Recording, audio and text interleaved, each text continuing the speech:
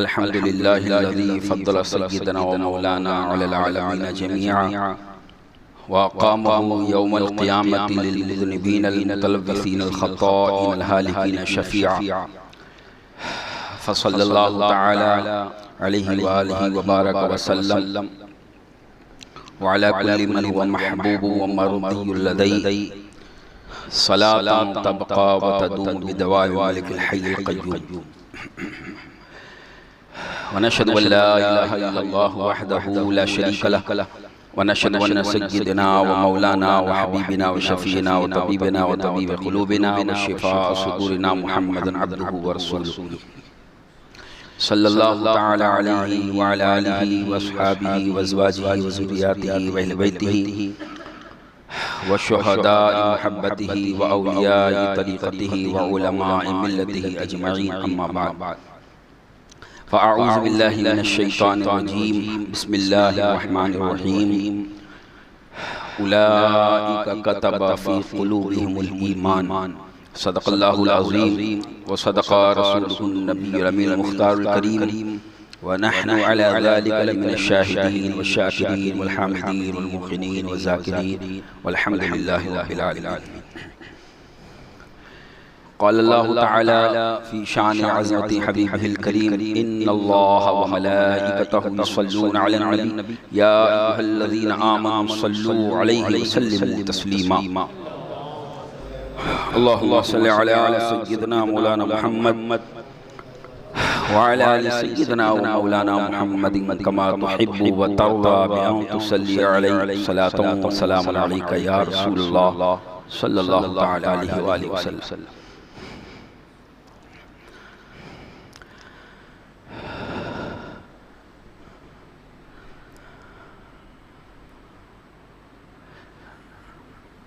वादी रज़ा की कोहे हमाला रज़ा का है, वादी रज़ा की कोहे हमाला रज़ा का है, जिस समत देखिए वो इलाका रज़ा का है, जिस समत देखिए वो इलाका रज़ा का है। अहमद रज़ा ने क्या क्या गुल खिला दिए, अहमद रज़ा ने क्या क्या गुल खिला दिया, मुर्दा दिलों को आपने जिंदा बना दिया, मुर्दा दिलों को आपने जिंदा बना दिया। जब थानवी गंगोहवी नानोतवी उठे, जब थानवी गंगोहवी नानोतवी उठे, उनके गले पे आपने खंजर चला दिया, उनके गले पे आपने खंजर चला। ये खंजर कौन सा था? ये खंजर कलम का खंजर था, ये तहरीरी खंजर था। और ये खंजर जिसमें इश्क़े रसूल और इसके इश्क़े आले रसूल और इश्क़े शहाबा और इश्क़े औलिया मौजूद थी। जब थानवी गंगोहवी और नानोतवी उठे, उनके गले पे आपने खंजर चला दिया। अहमद रज़ा ने क्या क्या गुल खिला दिया, मुर्दा दिलों को आपने जिंदा बना दिया।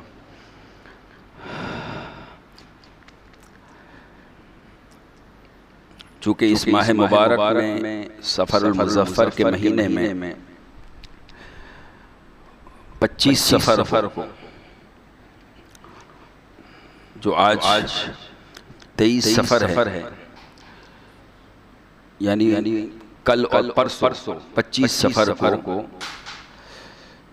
इमाम अहले सुन्नत मुजद्दिद दीन मिल्लत, इमाम इश्क़ व मोहब्बत, आला हज़रत अज़ीमुल बरकत मुजद्दिद दीन मिल्लत अश-शाह इमाम अहमद रज़ा ख़ान अलैहि रहमतु व रिज़वान का उर्स सरापा क़ुद्स को एहतिशाम के साथ और शरई पाबंदियों के साथ मनाया जाए।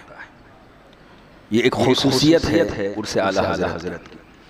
दुआ है अल्लाह तबारक व तआला जितने भी औलियाए किराम के आरास मनाए जाते हैं उनमें हुज़ूर आला हज़रत के उर्स की इताअत और फरमाबरदारी करने की तौफीक अता फरमा।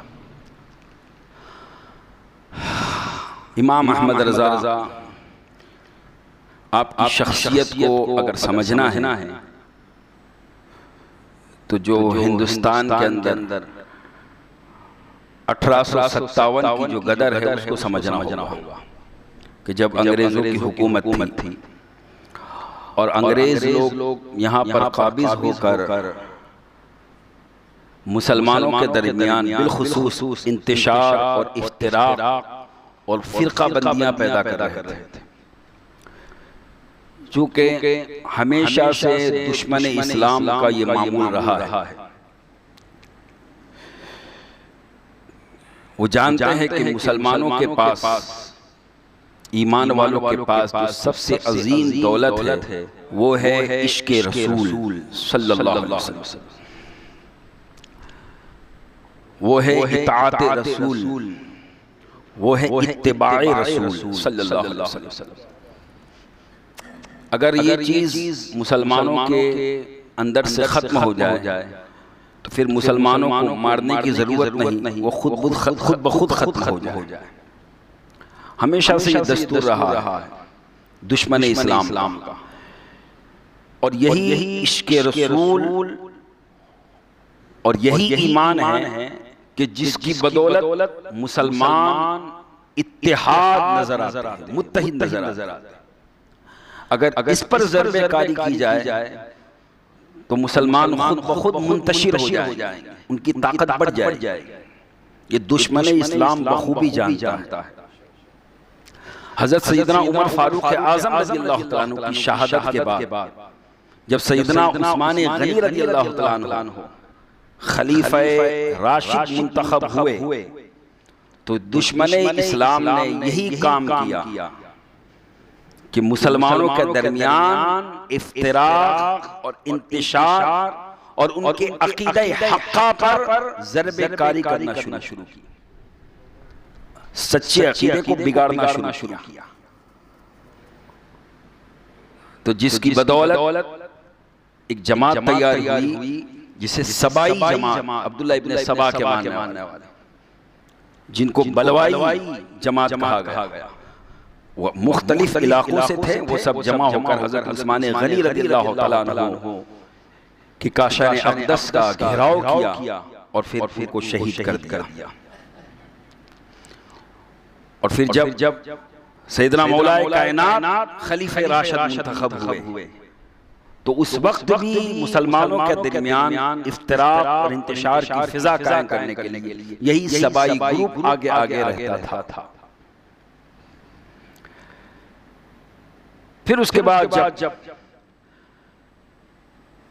करबला मुअल्ला का वाक़या पेश आया तो फिर एक नया फ़िरक़ा तहरीक के तौर पर जन्म पाया, जो अपने आप को अहले तशय्युअ कहते हैं।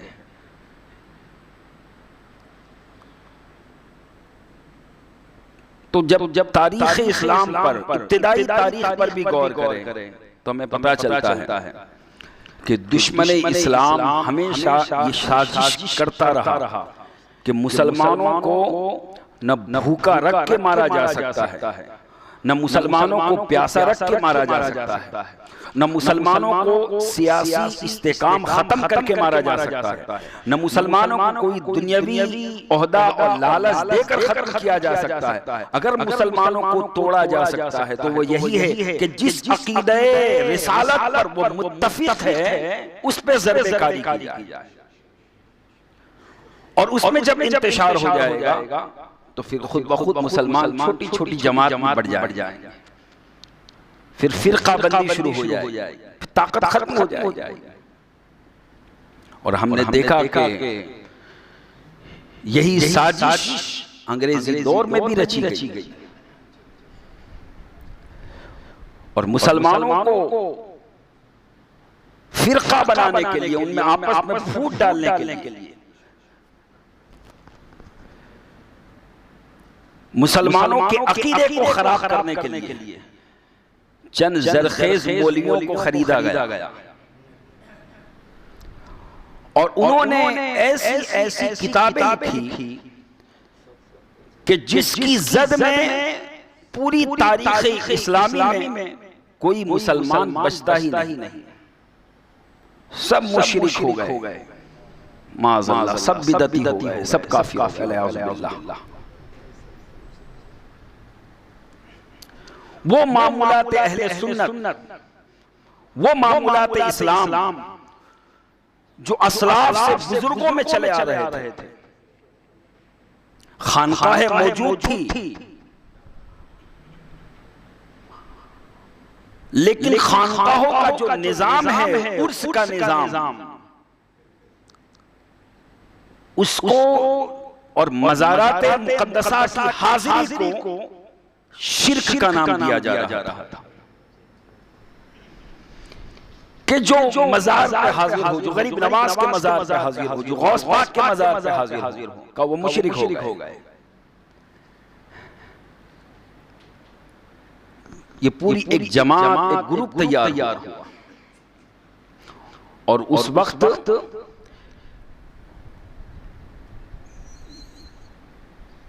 ये जो बानियाने फिरका थे वो मौजूद थे और उन्होंने ऐसी ऐसी किताबें लिखी कि जिसमें सरी तौर पर हुजूर की गुस्ताखी की गई, सरी तौर पर अल्लाह की शान में भी गुस्ताखी की गई और सरी तौर पर उम्मत मुस्लिमा को मुशरिक करार दिया गया और बिदअती करार दिया गया। अल्लाह रब्बुल इज्जत ने बरेली की सरजमीन पर इल्मी घराने में, रईस घराने में इमाम अहमद रजा खान अली रहमत रिजवान को पैदा फरमाया।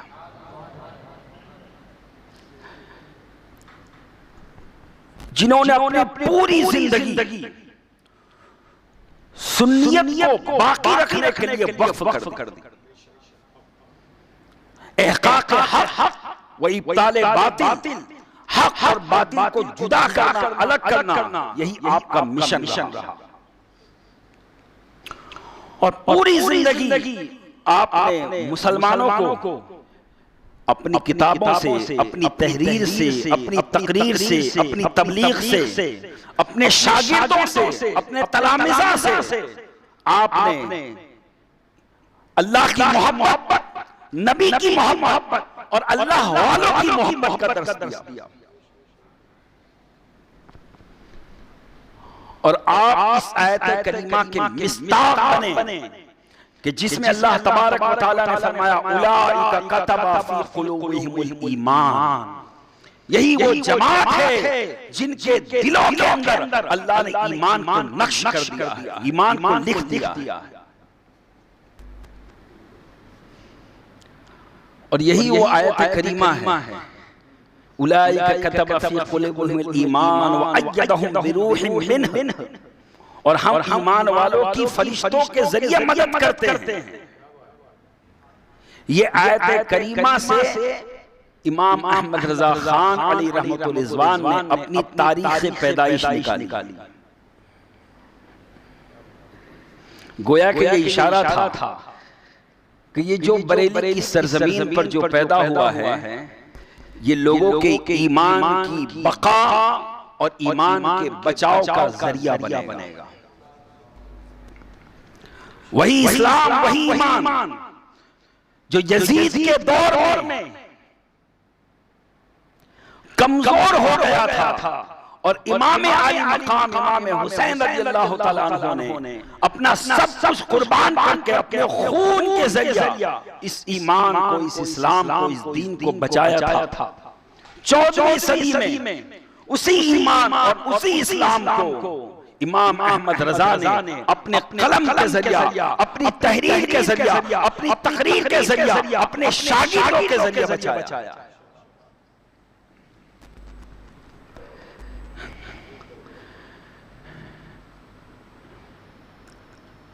कोई अल्लाह की जात पर एतराज कर रहा था,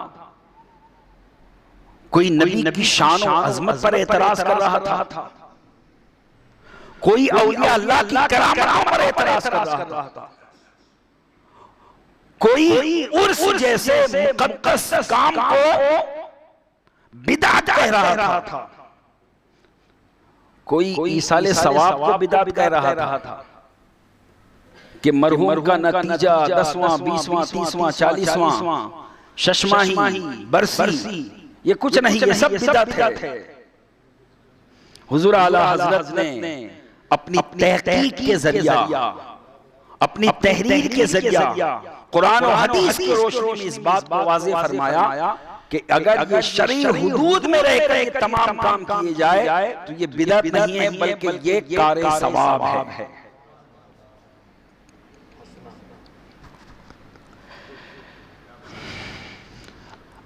आला हज़रत को समझने के लिए आपकी सीरत को समझना पड़ेगा।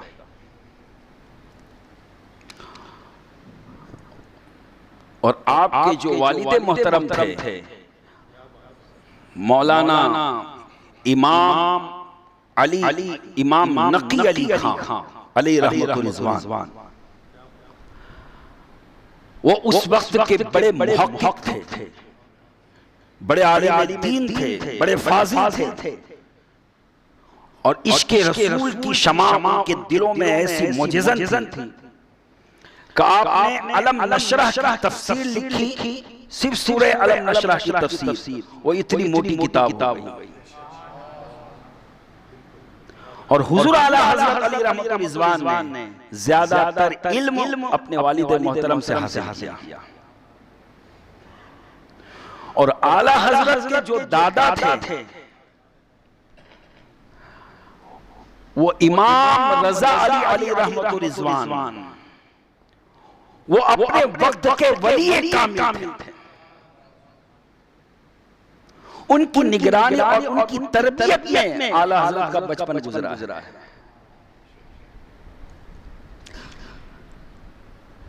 आप जब पैदा हुए तो आपका पैदाइशी नाम मोहम्मद रखा गया। इल्मी घराना था, इसलिए कि हुजूर की हदीस है कि अगर तुम्हारे यहाँ लड़का पैदा हो तो मेरे नाम पर नाम रखो ताकि बरकत मिले। तो अकीका जब किया गया तो मोहम्मद पैदाइशी नाम रखा, पुकारने के लिए दूसरा नाम रखो, बुलाने के लिए दूसरा नाम रख लो, पैदाइशी नाम मोहम्मद रखो। और फरमाया कि अगर क्या बात है कि अगर तुम्हारे यहाँ कई मोहम्मद हो जाए तो अक्सर उस घराने के अंदर जब हम सीरत पढ़ते हैं तो आला हज़रत पैदा हुए तो उनका नाम भी मोहम्मद पैदाइशी रखा गया। और जब आपके यहाँ आला हज़रत के यहाँ साहबजादे पैदा हुए हुजूर मुफ्ती आज़म हिंद, तो उनका भी पैदाइशी नाम मोहम्मद रखा गया।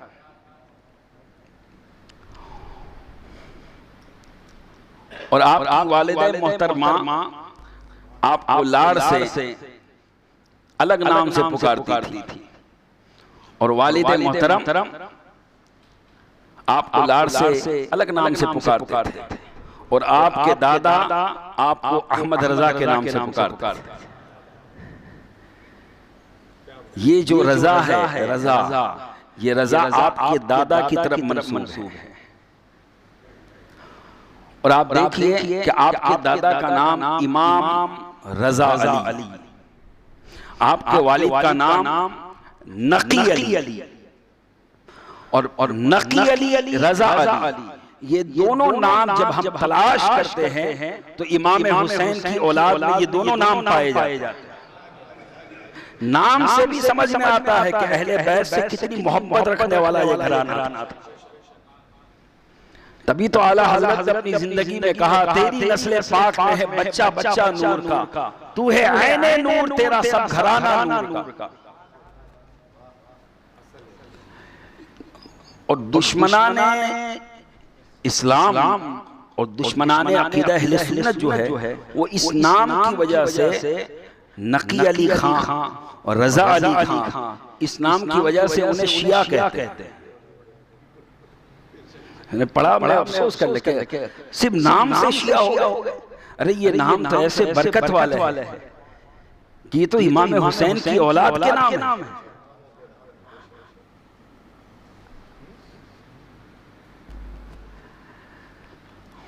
अल मुख्तसर आपको अहमद रजा के नाम से पुकारा आपके दादा मोहतरम ने और यही नाम मशहूर हुआ। लेकिन आप जब लिखते हैं तो आपके दिल के अंदर इतना इश्क़ रसूल था कि आप अपने आप को अब्दुल मुस्तफा लिखते। अब्दुल मुस्तफा। अब चूंकि उस वक्त ऐसे भी एतराज हो रहे थे कि अब्दुल नबी नाम रखना नाजायज, अब्दे मोहम्मद नाम रखना नाजायज, और जिसका नाम मोहम्मद या अली है वो किसी चीज का मालिक व मुख्तार नहीं। लोगों के अकीदे खराब की जा रही है। हुज़ूर आला हज़रत रज़ियल्लाहु तआला अन्हु ने अपनी तहरीर के जरिए तो उसका जवाब दिया है, लेकिन आप तखल्लुस के तौर पर अपना नाम अब्दुल मुस्तफा रखते थे, यानी मुस्तफा का गुलाम। मोहम्मद सल्लल्लाहु अलैहि वसल्लम जिनका लक़ब मुस्तफा है उनका गुलाम। अब्द जो है, अब्द अरबी के अंदर जब अल्लाह की तरफ इसकी निस्बत हो अब्दुल्लाह तो इसका माना होता है बंदा, और जब मखलूक में से किसी और की तरफ इस अब्द की निस्बत हो तो उसका माना बंदा नहीं होता, उसका माना गुलाम होता है या नौकर होता है।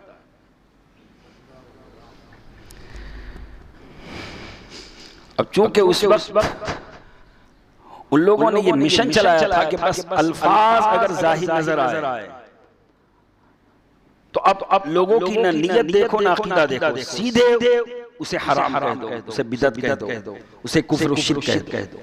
गोया कि गैरों के यहाँ कुफ्र व शिर्क की एक मशीन जारी थी कि जिससे उम्मत मुस्लिमा का कोई फर्द मोमिन बचता ही नहीं था। कहा जाता था सिर्फ अल्लाह से मांगो और किसी और से मत मांगो। अगर आपने किसी और से मांग लिया, आपने गौस से मांग लिया, गरीब नवाज से मांग लिया, अली मुश्किल कुशा से मांग लिया, नबी से मांग लिया, वली से मांग लिया, तो आप मुशरिक हो गए। और आपने सुना होगा कि इस रविश पे आज भी वो जमात चल रही है। आला हज़रत अज़ीमुल बरकत अलैहि रहमतुल्लाह रिज़वान ने जवाब दिया कि अगर मांगने वाला ईमान वाला है तो जब तक उसका ईमान ये है कि हमारा हकीकी मुस्तान हकीकी देने वाला अल्लाह तबारक व तआला है, अब चाहे दुनिया में वो किसी से भी मांगे, जब तक ये अकीदा नहीं बदलेगा वो काफिर व मुशरिक नहीं होगा, वो ईमान वाला ही रहेगा।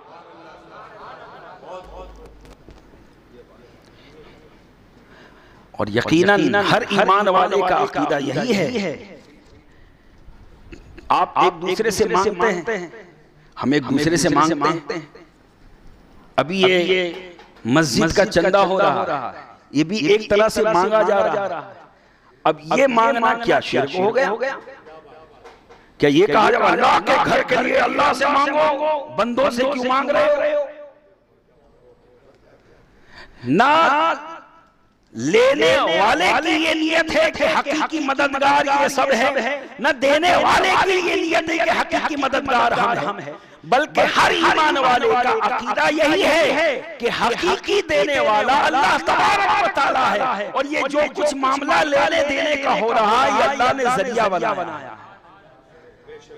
ये जराए हैं, जरिए हैं, ये जरियों की दुनिया है, ये वसीलों की दुनिया है, ये असबाब की दुनिया है।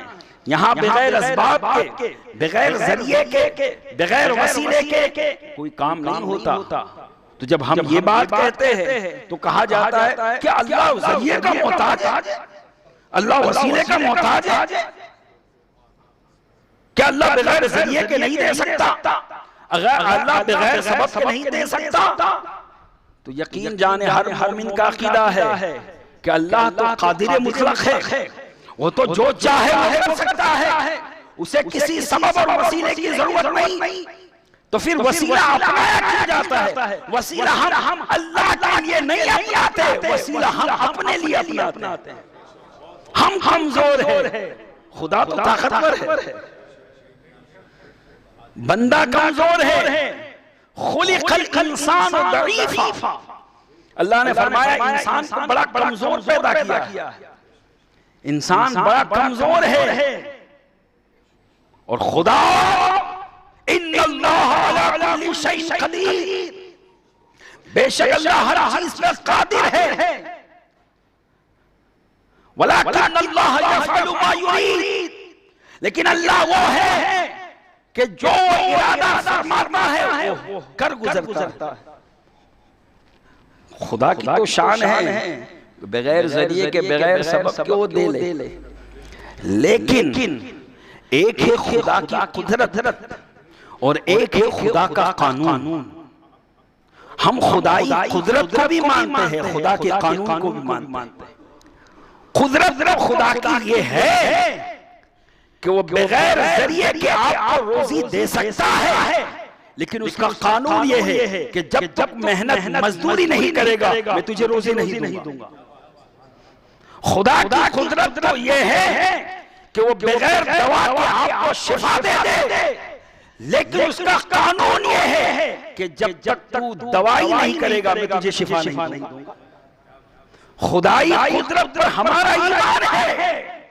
खुदा कादिर मुतलक है, वो अगर चाहे तो बगैर वसीले के बगैर जरिए के अपना कुर्ब हमें अता फरमा सकता है, लेकिन उसका कानून ये है कि जब तू मोहम्मद का दामन नहीं थामेगा मुझ तक नहीं पहुंचेगा। मिल नहीं सकता खुदा उनका वसीला छोड़कर, गैर मुमकिन है चढ़िए छत पे जीना छोड़। ये जितनी बातें तशरीहात मैंने बताई ये सब आला हज़रत की किताबों में अलग अलग जगह से मैंने उसका खुलासा बयान किया। अब आप समझे आला हज़रत का कितना एहसान है कि उन्होंने उस दौर के अंदर, जिस दौर में हमारे ईमान को, हमारे अकीदे को तबाह किया जा रहा था, आला हज़रत ने हमारे ईमान और अकीदे की हिफाजत फरमाई।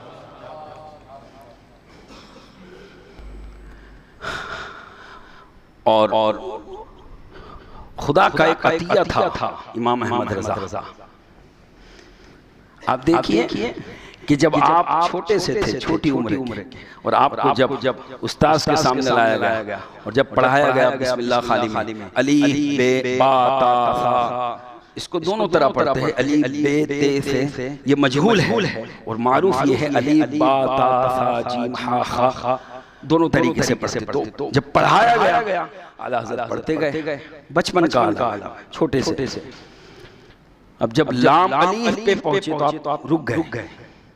उस्ताद ने कहा बेटा पढ़ो लाम अलीफ, आप रुक गए। कहा बेटा पढ़ो, कहा पढ़ते क्यों नहीं? कहा उस्ताद मोहतरम अलीफ भी पहले आ चुका, लाम भी आ चुका, अब दूसरी मर्तबा ये लाम अलीफ क्यों आया? छोटे से अभी चंद साल की उम्र है, ये सवाल कर बैठे।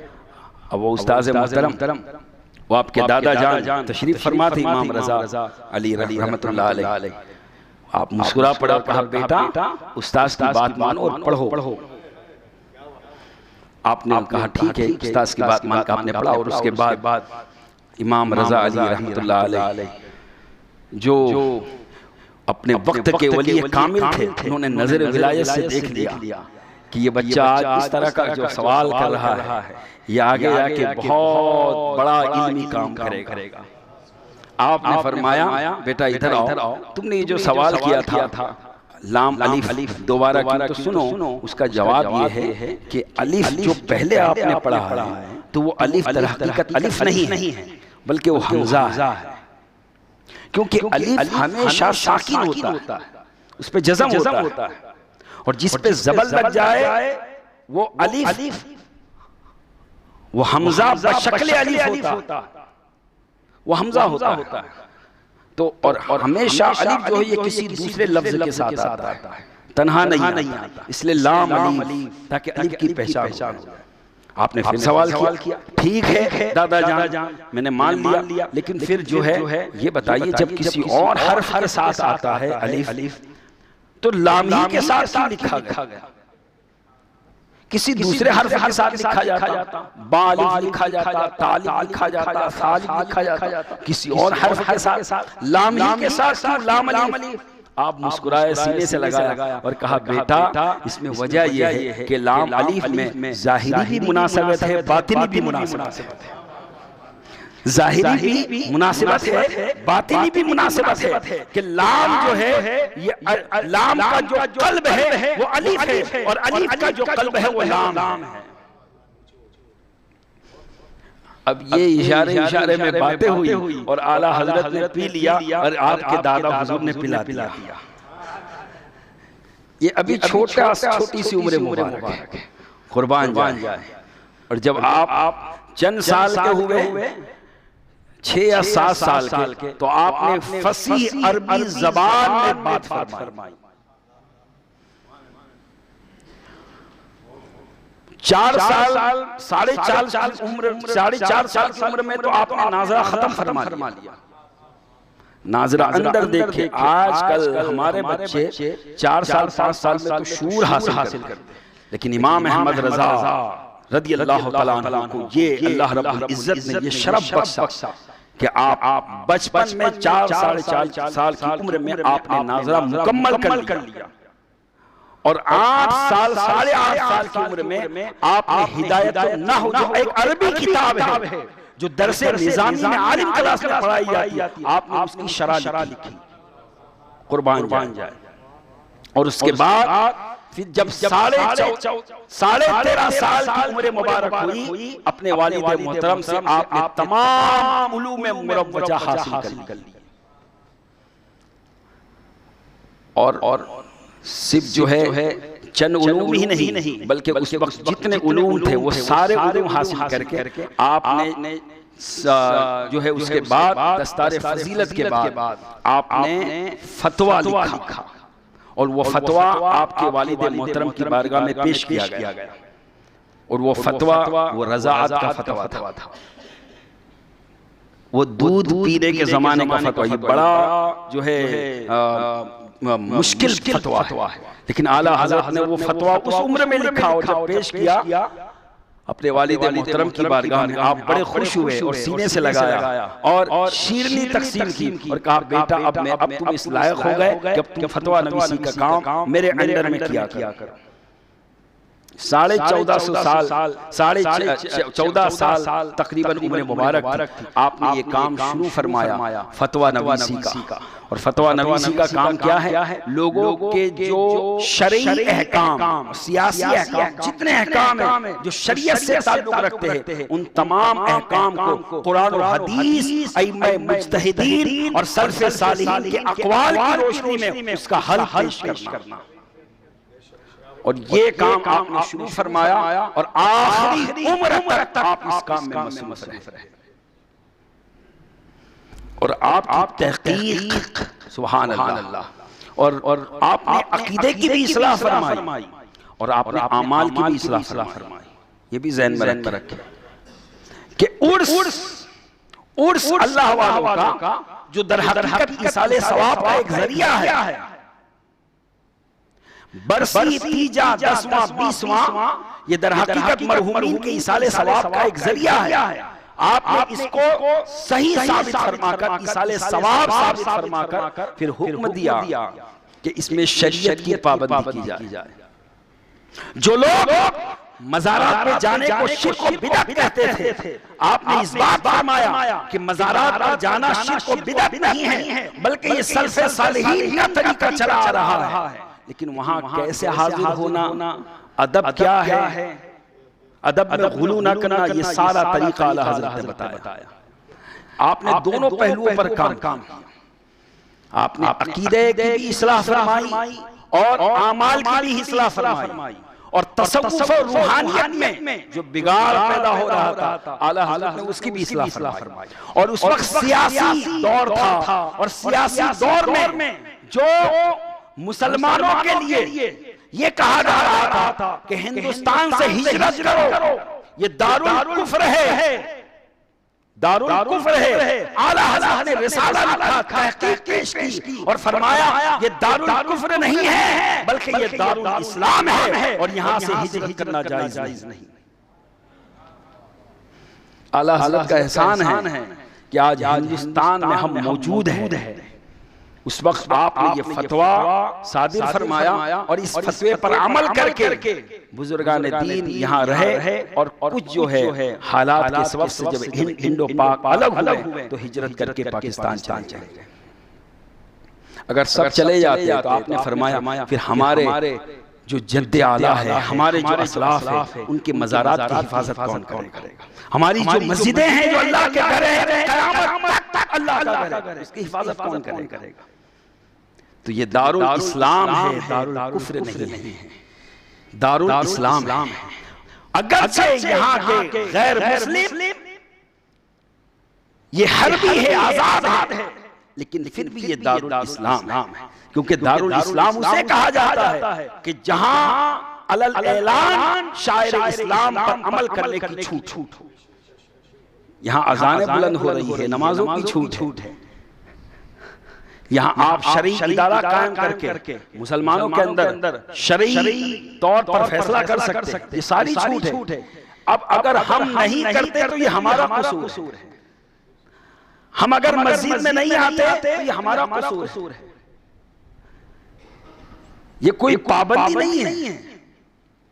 तो लिहाजा हुजूर आला हज़रत अज़ीम बरकत अलैहि रिज़वान का बड़ा एहसान है कि उन्होंने अपने वक्त के अंदर, अपने ज़माने में, अपनी ज़िंदगी में पूरी ज़िंदगी इस्लाम और सुन्नियत के लिए काम फरमाया। और जब भी आप लिखते अपने आप को अब्दुल मुस्तफ़ा लिखते और नीचे लिखते सुन्नी हनफी क़ादरी, सुन्नी हनफी क़ादरी। यही वजह है कि जैसे जैसे जमाना गुजरता गया लोग आला हज़रत को पढ़ते गए तो हर एक ये कहने लगा आज के दौर में अब जो सुन्नियत की पहचान है वो आला हज़रत बन गए। सुन्नी हनफी क़ादरी, सुन्नी चूंकि आपने अहले सुन्नत वल जमात के जो अकाईद 1400 साल से चले आ रहे थे उस पे जो गर्दो गुबार डालने की लोगों ने कोशिश की, लोगों को गुमराह करने की, लोगों को बिदअत की तरफ ले जाने की कोशिश की, आपने उसका चेहरा साफ किया और बताया अहले सुन्नत का चेहरा साफ और शफ़ाफ ये है। और हनफी क्या आपने पूरी जिंदगी इमाम आज़म अबू हनीफा रज़ियल्लाहु तआला अन्हु की तक़लीद में जिंदगी गुजारी। और क़ादरी चूंकि आप जिस घराने से बैत थे, जिस घराने से मुरीद हुए वो मारेरा शरीफ में सैयद शाह आले रसूल अली रहमतुल्लाह जो क़ादरी घराने के गौसे पाक की औलाद में से, उनसे आपने बैत की तो उस निस्बत से आप अपने आप को क़ादरी थे। अब इस निस्बत को भी लोग गलत कहने लगे थे कि भाई निस्बत गैरों की तरफ निस्बत ना हो। ये क्या है? ये क़ादरी, ये चिश्ती, ये नक्शबंदी, ये सोहरवर्दी, ये हनफी, ये शाफी, ये मालिकी, ये हम्बली, क्या है? ये फ़िरक़ा बंदियां। याद रखिए ये फ़िरक़ा बंदियां नहीं है, ये एक निस्बत है। ये फ़िरक़ा बंदी नहीं है, ये एक अकीदे की निस्बत है। वरना दर हकीकत जो हनफी है, शाफी है, मालिकी है, हम्बली है, जो क़ादरी है, नक्शबंदी है, सोहरवर्दी है, चिश्ती है और जितनी उनकी शाखें हैं, ये जो निस्बतें हैं दर हकीकत ये सब के सब सुन्नी हैं। इनका अकीदा सुन्नियत वाला है, अकीदतन सुन्नी है।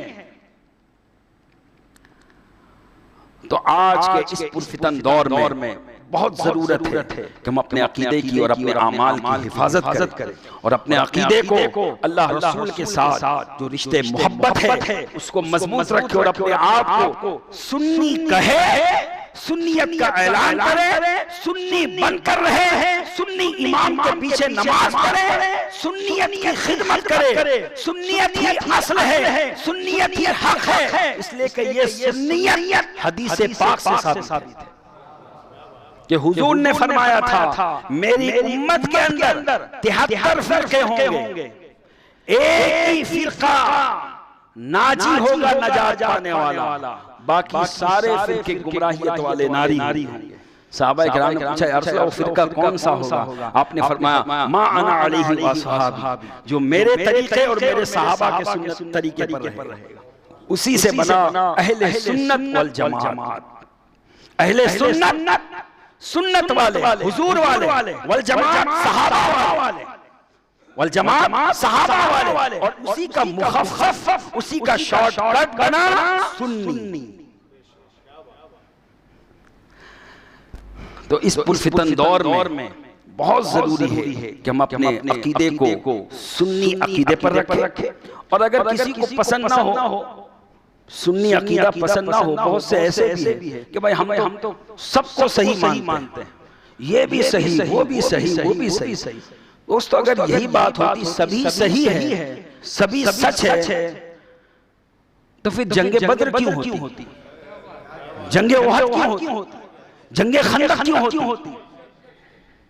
अगर ये सब हक है, सभी सही है, तो करबला में इमाम अली मकाम अपना सब कुछ कुर्बान करते। कुछ लोग कहते हैं तादाद देखी जाएगी, तादाद। इमाम हुसैन ने बता दिया सिर्फ तादाद भी नहीं देखी जाएगी। इमाम अली मकाम ने 72 और 82 की जमात अलग की है, करबला में 22,000 की जमात अलग हुई है। न तादाद देखी जाती है, न कोई दुनियावी साजो सामान देखा जाता है। यहाँ ये देखा जाता है कि अकीदा कैसा है, अकीदा। और अकीदा कहते हैं दिल को गांठ बांध लेना, अपने दिल को मजबूत कर लेना। तो देखा जाएगा कि तुम्हारा दिल हुजूर की बारगाह से कितना बंधा हुआ है, हुजूर का अदब, हुजूर का एहतराम, हुजूर की ताज़ीम, हुजूर का इश्क, हुजूर की इताअत, हुजूर की इत्तिबा कितनी दिल के अंदर मौजिज़न है। जितना उसमें बंदा कामिल होता चला जाएगा, ईमान उतना ही कामिल होता चला जाएगा। और वही हक है। और याद रखें, मरने के बाद हमें कोई नहीं मिलेगा, न हमारे रिश्तेदार मिलेंगे, न हमारे माँ बाप मिलेंगे, न हमारे कोई दुनियावी दोस्त मिलेंगे। तो फिर मरने के बाद कब्र में मिलेगा कौन? कब्र में मिलने वाले हैं वो जो गुंबदे खिरा में आराम आ रहे हैं, वही मिलने वाले। तो अपना अकीदा उस नबी से मजबूत रखो, अपने अमाल दुरुस्त करो, हुजूर की इताअत की तरफ आओ, हुजूर की सुन्नतों को अपनाओ, हुजूर की इताअत को अपनाओ। यही आला हज़रत अज़ीमुल बरकत अलैहि रहमतुर रिज़वान का पूरी जिंदगी में मिशन रहा कि सुन्नियों याद उनकी मनाते रहो, नारे गौसे आज़म लगाते रहो। इसमें आज़म है ये, यही लाहौल है जिसको सुनते ही जल जाता शैतान है। दुश्मने अहमद पे शिद्दत कीजिए, दुश्मने अहमद पे शिद्दत कीजिए, मुल्हिदों की क्या मुरव्वत कीजिए, मुल्हिदों की क्या मुरव्वत कीजिए। अरे शिर्क ठहरे जिसमें ताज़ीम हबीब, शिर्क ठहरे जिसमें ताज़ीम हबीब, उस बुरे मजहब पे लानत कीजिए, उस बुरे मजहब पे लानत कीजिए। हुजूर की ताज़ीम ही तो असल ईमान है, हुजूर की मोहब्बत ही तो ईमान है। जो हुजूर का है वही अल्लाह का है, जो हुजूर का नहीं वो अल्लाह का भी नहीं। वो लाख बार अल्लाह अल्लाह कहता रहे, लाख बार अल्लाह। हुजूर आला हज़रत एक मौके पे आप जोश में आकर बरजस्ता फरमाते हैं कि यकीन जाने मेरे दिल के अंदर अल्लाह ने इतना फज़ल व करम फरमाया है कि अगर कोई मेरे दिल को चीर कर देखे और मेरे दिल के 2 टुकड़े करे, तो एक टुकड़े पे ला इलाहा इल्लल्लाह नजर आएगा, दूसरे टुकड़े पे मोहम्मद रसूलुल्लाह नजर आएगा। ये मोहब्बत और ये अकीदगी, ये ताल्लुक, इसको मजबूत रखना यही सुन्नियत है और यही आला हज़रत का मिशन है। यही आला हज़रत की तालीम का खुलासा और निचोड़ है। दुआ है अल्लाह तबारक व तआला हम सबको इस पुरफितन दौर में अपने अक़ीदा अहले सुन्नत, अक़ीदा हक़्क़ा की हिफाजत करने की तौफ़ीक़ अता फरमाए और अक़ीदे की